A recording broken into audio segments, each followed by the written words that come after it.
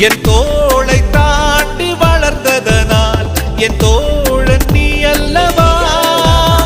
என் வேள்வியாவும் வென்றதனால் என் பாதி நீ அல்லவா. சந்தோஷத்தேரில் தாவி ஏறி மனமின்று மிதந்திட என் வானத்தில் ஒரு நட்சத்திரம் புதிதாக பூ பூத்து சிரிக்கின்றதே. எங்கே